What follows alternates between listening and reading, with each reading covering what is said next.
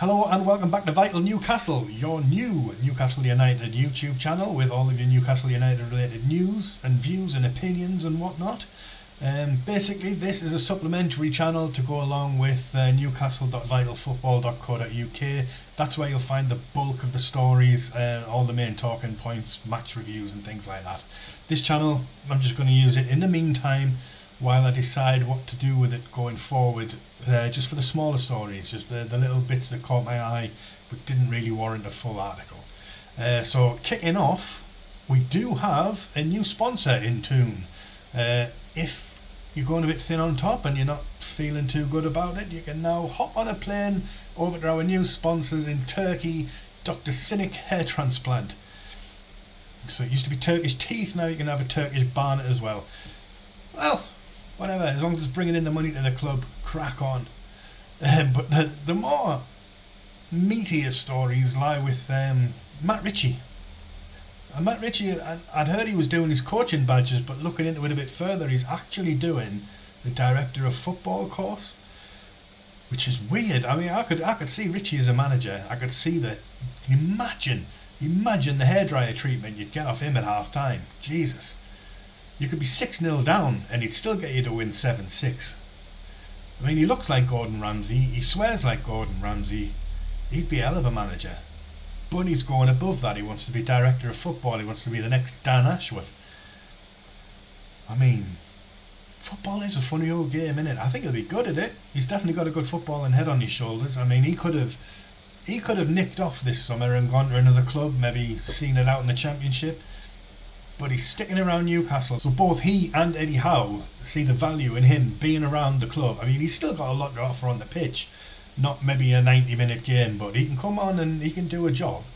But it's more about what he can do behind the scenes. And he knows if he stays in Newcastle, he's got Dan Ashworth to learn off. He's got Eddie Howe to learn off. Now Darren Eales. He's got a lot of people there who can help him on this course. And I think him sticking around was a good move for his career, at least. God, that made it sound like I wanted him to leave. Not the case. And finally, Elliot Anderson. Has this guy saved us a ton of money, do you think? We were after James Maddison in the transfer window and we kept getting messed around by Leicester. Do we need James Maddison if Elliot Anderson fulfills his potential? I don't think we do. Look at him on Saturday when he came on against Palace. He had 20 minutes. There's just one play that sticks in my mind. He was about on the halfway line. He got felled by at least 2 Palace players, there might have been 3, and he still, despite being on the deck, still came away with the ball and pegged it down the wing, leaving those Palace players for dead, and still got a ball into the box. This kid is just next level. Chris from the Evermore YouTube channel has a work colleague who was a Bristol fan, and he said they all called him the Geordie Maradona. People are liking him to Gaza. So Maradona, Gaza, that's the kind of player we've got in our hands. If we can stop him from getting egos on the level of Maradona and Gaza and keep his feet on the ground and keep him away from certain extracurricular activities that those two became famous for, I think Elliot Anderson is going to be the next Geordie superstar. God, I hope I'm right on that. All we need to do now is like bleed him into the team. I know Eddie Howe's given him 20 minutes here, 15 minutes there, but I think he's got to be due a start. He has to be. We have to see what this kid can do in a 90-minute match in the Premier League. Obviously the problem we have is Maxi and Bruno are both likely to be back against West Ham. If one of them fails to come in, then surely we have to give Elliot Anderson a chance. Drop Sean Longstaff. I don't want to badmouth current players, I don't like to be that guy, but Sean Longstaff's just so far off what we need right now. I mean, stepping down from Bruno to Longstaff, it's awful.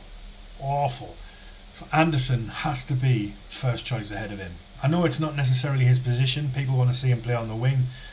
I don't care whether he plays on the wing or down the middle, I just want him on the pitch. But anyway, those are the 3 stories that caught my eye this morning that I didn't fancy writing about. I just wanted to get my thoughts out there.